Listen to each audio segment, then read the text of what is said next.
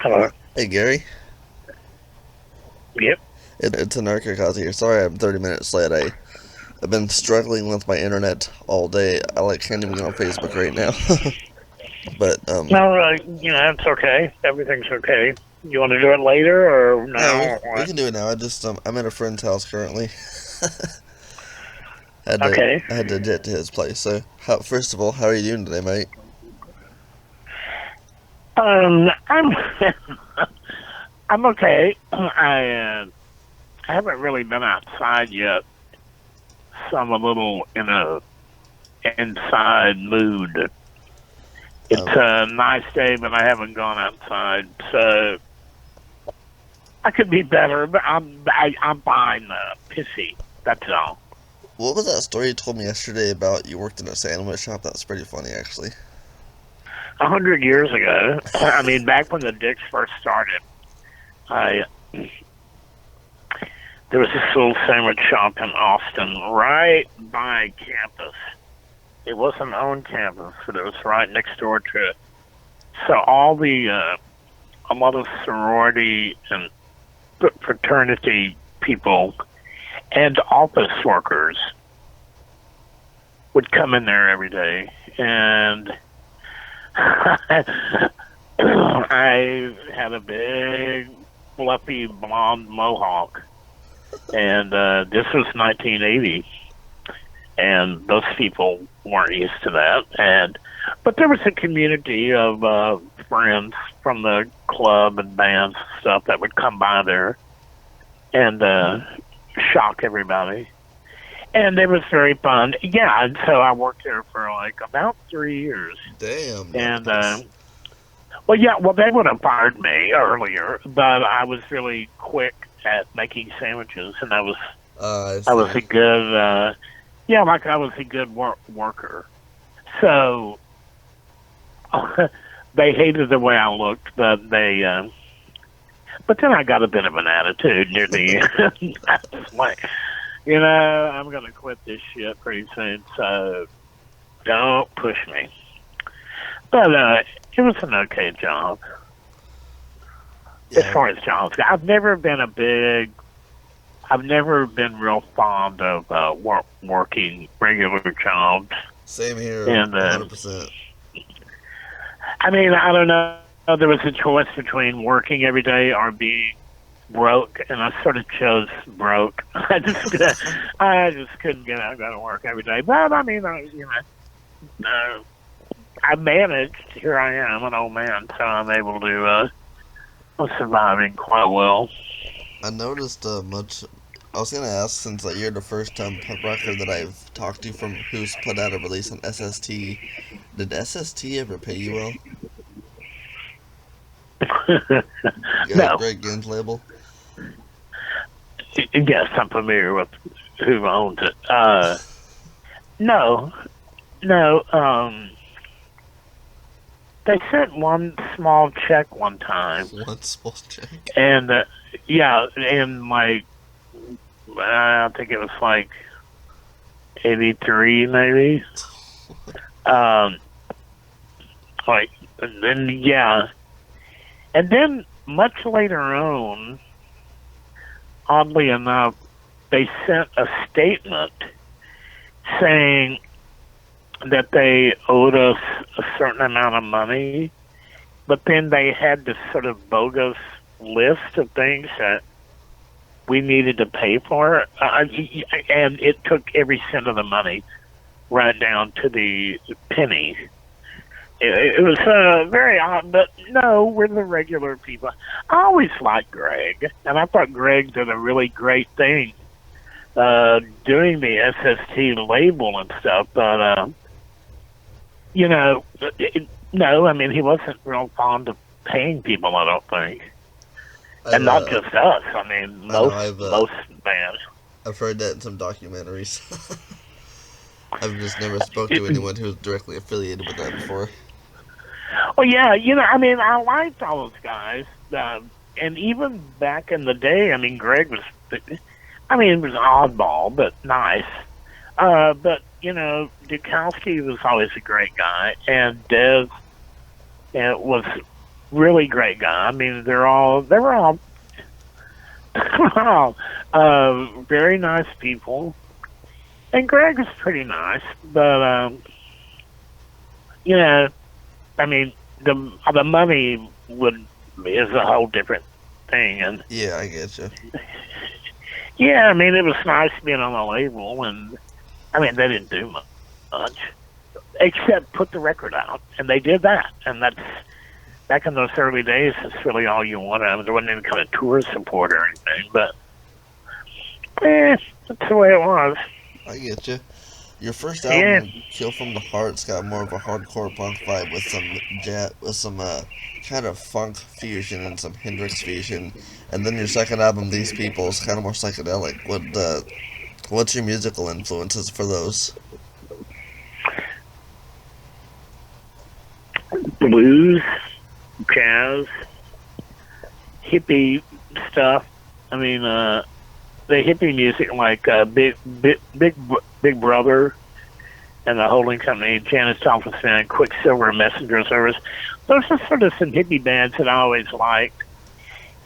And so the psychedelic thing, but you know, Glenn, who was the guitar player on the Texas Dicks, he was also influenced by the same thing, and he also had a very wonderful sense of his own music.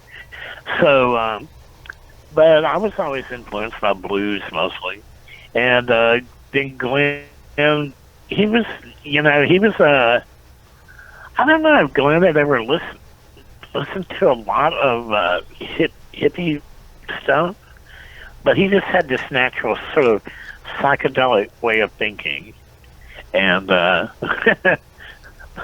was fun.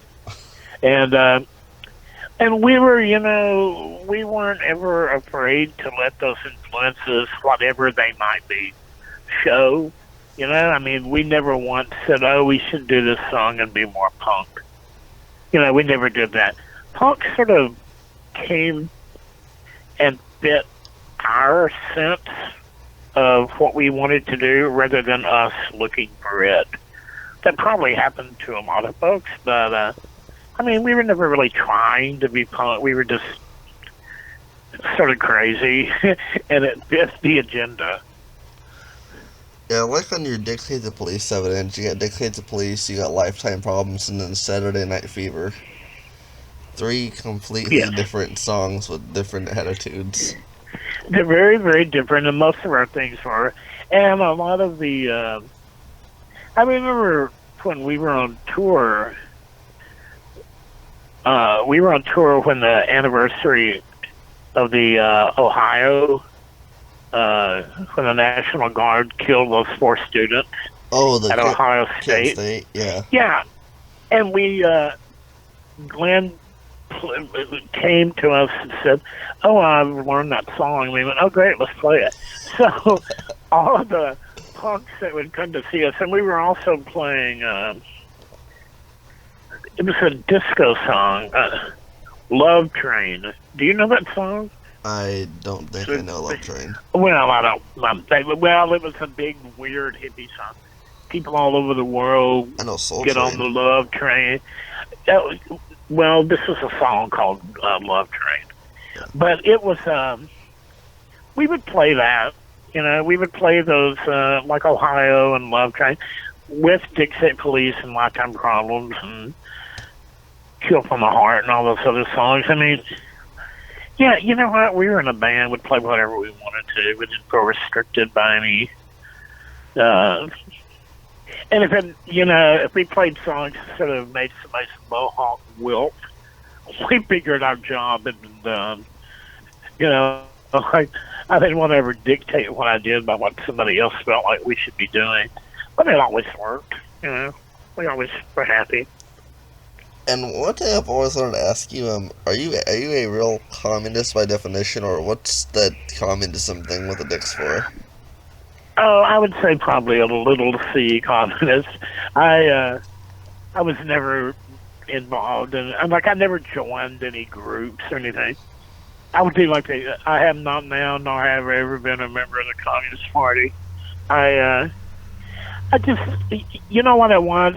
Much later on, when I was like searching and looking for a spiritual light with the Buddhist and the Hindu studies that I've done, the it was a sense of like sharing that Oh, I always thought it was a little bit fucked up for uh, for people to have so much and other people have absolutely so you're nothing. a true communist, then, by the truest community definition of the word. Yeah, and I don't just like what I was saying about the music thing. I don't let other people dictate what I want to do. I don't want to join any group because you always have people rising to the top and putting their spin on things. It's like with Yeah, our religion and all that. It's like I think it's really good when people can like dictate their own actions without parroting something that somebody else has told them to do. exactly. Use your own head. And that's the kind of anarchist communist I probably am. I and people have always been, they've always been freaked out by the communists, and I have to admit I pushed it a little bit, and in I did people's feel like some faces. of it was for fear factoring, just like to shock rock Yeah, people. yeah, yes, yes, of course, and but I do believe in an equal way of doing things. I don't know. I don't have a blueprint on how to do things, but I think a lot of times when you maybe get a little older, you're so busy trying to keep your own life in order and your own beliefs in order that you don't have a lot of time to be trying to dictate to everybody else what to fucking do. Exactly. Yeah, just it's all easy. It's easy. It's all people make it hard because because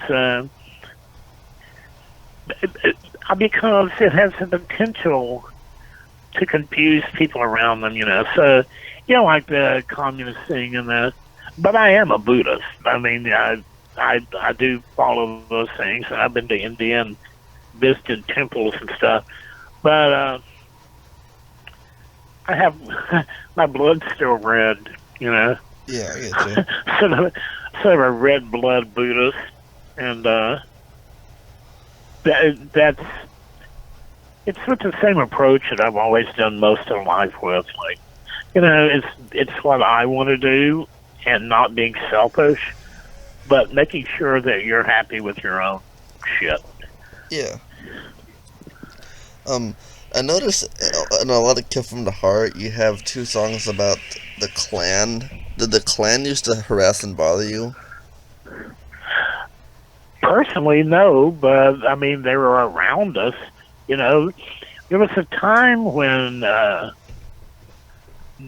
was a whole lot of members of the Houston Police Department that were affiliated with the Klan, and a lot of that was going on during the early '80s, late '70s, and early '80s, and they were throwing Mexican people that would come to Houston that threw a couple of them in the bayou that runs through there, and they dreamt like their hands were tied, and there were all kind of weird, horrible things going on, very much like today.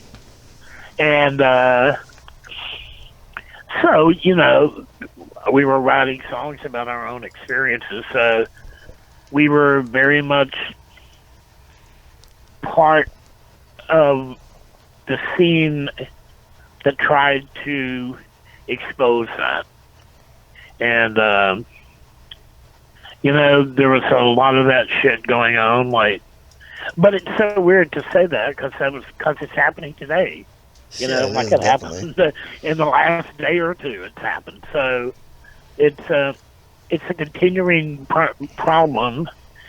And you have like those Nazis and then shit marching in the street with swastikas and stuff, and it's like, really? That's so crazy that it's happening now. And when the president speaks, all he can talk about is Antifa. He doesn't say a word about the Nazis. He only talks about the left wing. He never says a thing about the right wing. And that's the weirdest shit about Trump, because I've looked in. I mean, I'm only 26, just to throw that out there, but he actually used to be very liberal and progressive back in his earlier days, and then he just Yep. sold out to the Republican Party. Yeah, and you can see all of those videos and stuff of him speaking back then about like abortion rights Not just that, but and he's women's rights. in a newspaper 98. There's a quote from him saying that if he were to run for president, he'd run as a Republican because they're the stupidest demographic possible. And Yes. like none of his supporters will. Oh, that's fake. It's like, no, it's printed in a fucking newspaper. It's real. No, well, they pick and choose their fake news. So, I heard a thing today about the news, about fake news and how, it was some idiot guy on the radio, but yeah, I mean, they don't, like, you never even heard the term fake news until that butt plug came to power. And now you can't say it, but they pick their fake news and they create their fake news. And he is the biggest fake news person in the world, because he will say that he never said stuff like that. And there are like videos of him back then to like prove that he did say it. And well, there was something I was watching about like a reporter who was at a Trump rally, and it was a woman actually asking people outside different questions. And she said, so if they had a picture and a video of like Trump smoking crack, would you still vote for him? And without a beat, this woman went, absolutely. And then she started asking her other questions. Well, if he found out that he did this and that, and she was going, I absolutely, I'd vote for him, absolutely. And it's like, wow, this is like the end of days or something. I mean, it's. But You know, I hate to draw this comparison because I cringe every time I do, but him as a person, I don't compare to Hitler, but I definitely can compare his audience to the brainwashed German society. yeah, to the sheep. You know, they're like the Because at least Jonestown people, or just to make Trump sound worse, Hitler at least pulled Germany out of a depression. He at least did that. He at least did that. Trump can't even manage to run this country. yeah, it's. I've been, political and watching. Oh, I know. I was drafted in 1972, and I was a conscientious objector. So, my whole thing is that was a long time ago, and I have been watching and reading and keeping up with the left and the right and all this ever since then. And these truly are the weirdest fucking times I've ever lived in. I haven't lived before this, but just from watching documentaries and videos and stuff, yeah, I can say that I am growing up in a really different sort of time. Like, I actually am afraid of what's going to happen post-November. I mean, it's definitely the weirdest times. Whether you're like 66 or 26 or 8. These are the weirdest times. And I have other friends, even some people that are like older than I am, that have been political for many, many years. And we all agree, we thought Reagan. Well, I mean, I thought Nixon was the weirdest time I've ever seen. And it sort of was, but the demonstrations, and then like Reagan, and then the Bush stuff. But this is the weirdest. This is definitely the weirdest. And yeah, it really is. So you go ahead and ask me something else. There's a few of your songs that I had a question about, which, on your first album, the song Little Boy's Feet, what's that song about?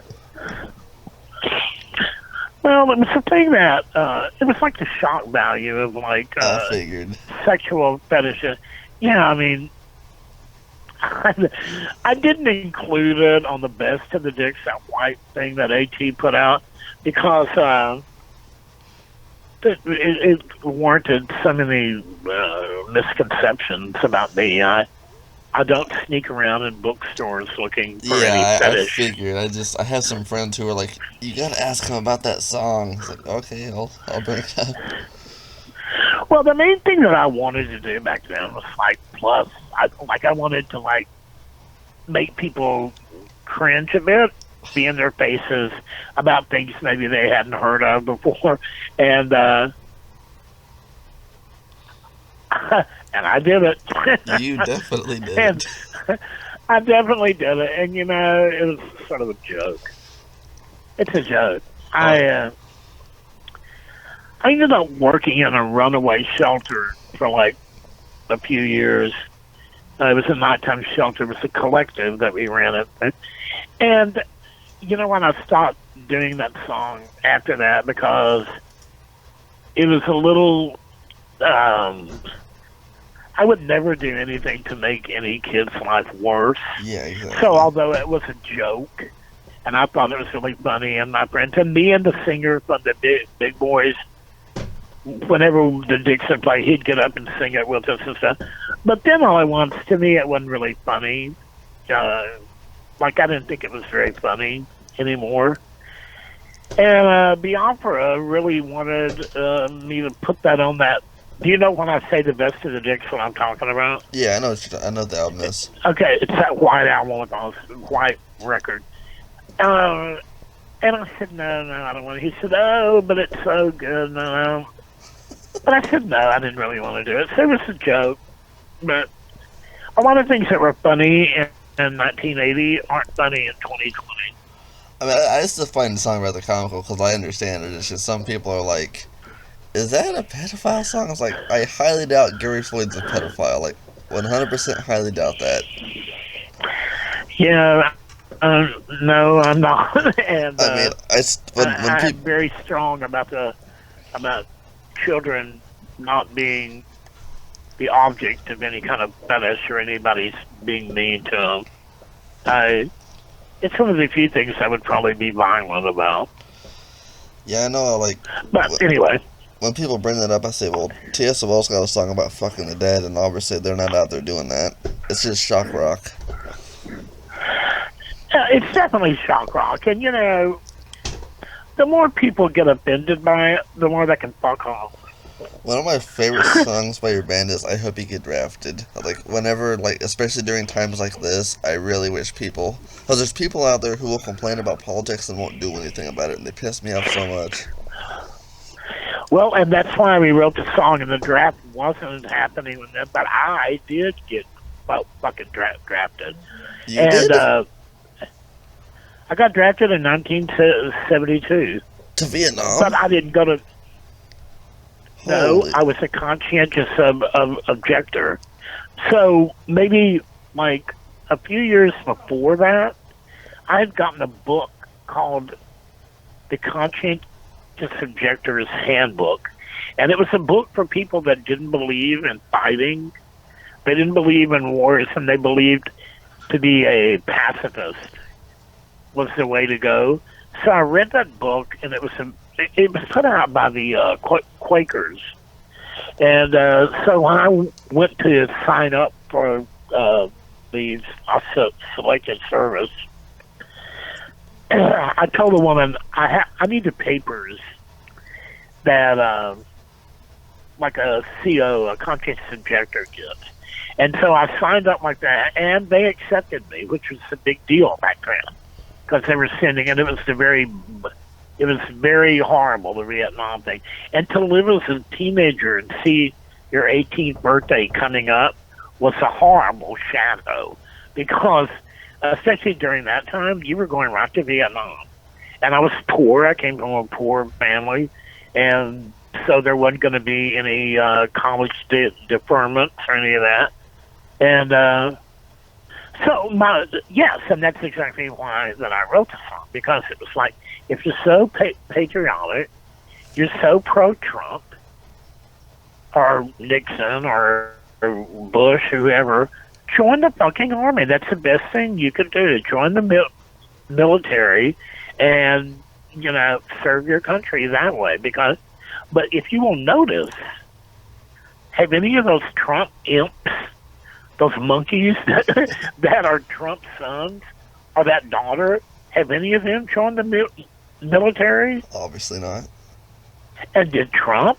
Obviously. No, I mean, none of them. And he dodged the draft, remember? yeah, he bone spurs. You know, it's more like an ass spur. He's, but that's exactly why I like wrote that song. It's like, yeah, I mean, you're so into it, be a part of it, really do it. Yeah. I noticed in 1980 you have a live split with the big boys at Raoul's Club. That's right. How did that? Yeah, that was. Well, Raoul's had been a club for a while, and there had been a part one. There had been like an earlier live at Raoul's, but it had a whole bunch of bands on it. But then they changed ownership, and the guy that got the club then said, "Well, I want to put out another live Raoul's, but I only want two bands." And his favorite bands were the Dicks and the Big Boys. So it was 2 nights, like a Friday and Saturday, I think, and it was hotter than it was hot summertime, and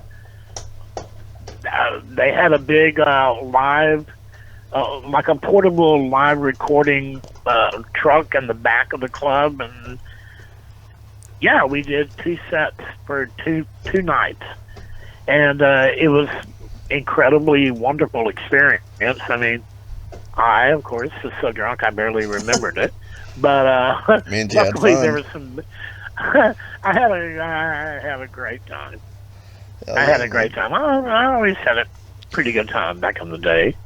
But yeah, that was really an incredible, cool thing to happen to us.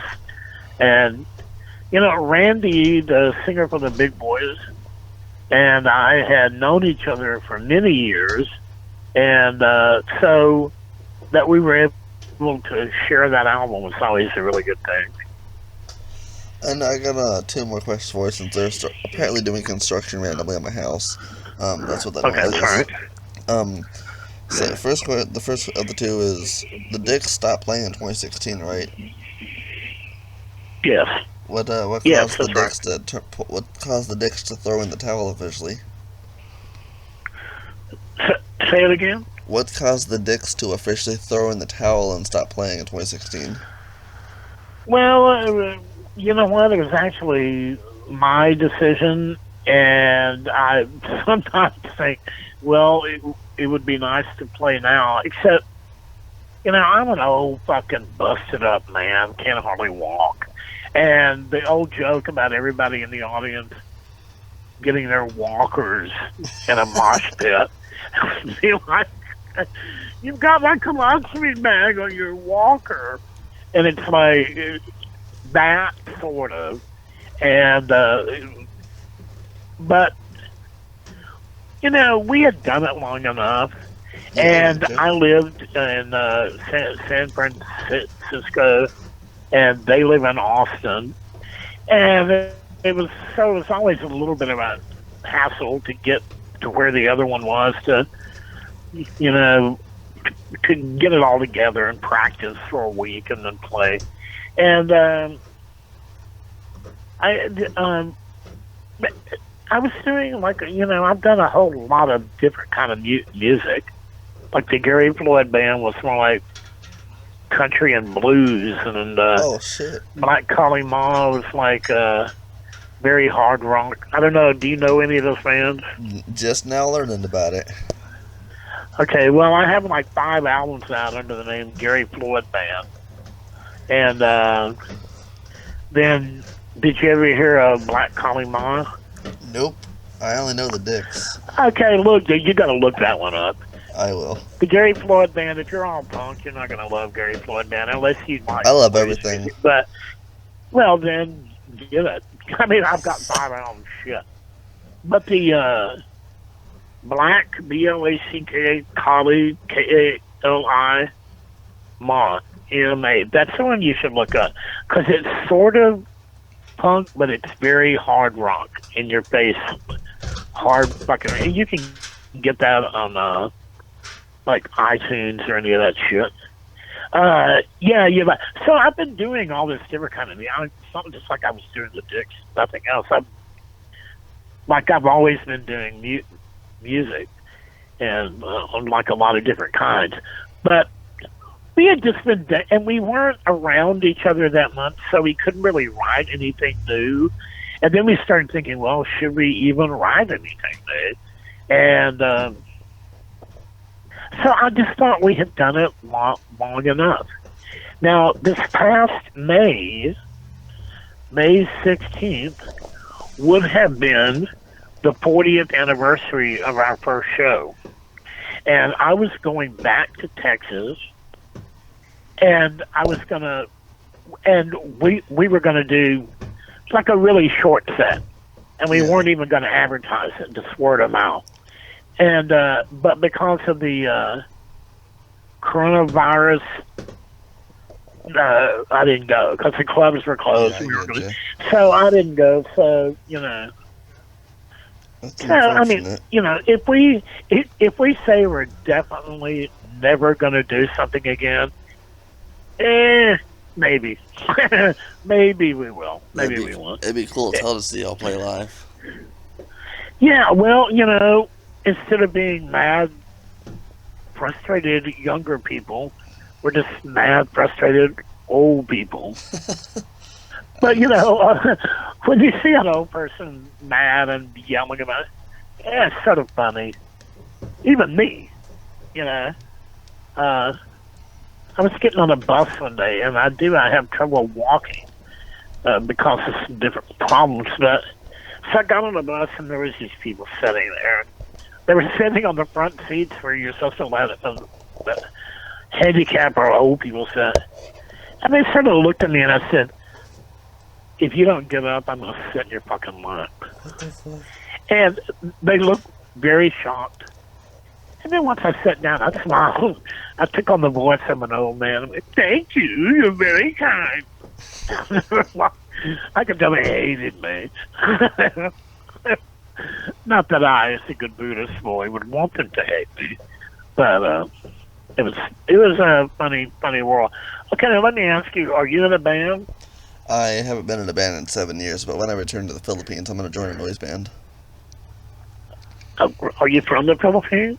No, I'm married over there. I see. Now, and this is all for a fan scene you have? This is for my YouTube channel. For a YouTube channel, okay. And where do you live? You live in Missouri or Illinois? I just moved from Kansas to Illinois like 2 months ago. I live in Illinois. I see. Near Chicago or near the South? Davenport, Moline, Quad Cities. Sorry, I hadn't heard any of them. But no, I mean, honestly, I have a niece that was in Missouri, Springfield, Missouri. I was been there. I didn't know if it was near there. But we used to play in Chicago a lot, but I don't know much about the rest of it. But anyway, so is there anything else? Because I actually want to call my friend. That's pretty much the last question that I had for you, and I'm really glad you gave me your time today. I really appreciate it. Oh, you know, you've been very nice. I appreciate it. And if you think of anything else, you can give me a text message, and we can talk about it. And I don't want anybody on anybody's back. Look, dude, I'm going to go, but I wish you a happy time. You too, man. Thank you so much. I appreciate this. Okay, take care.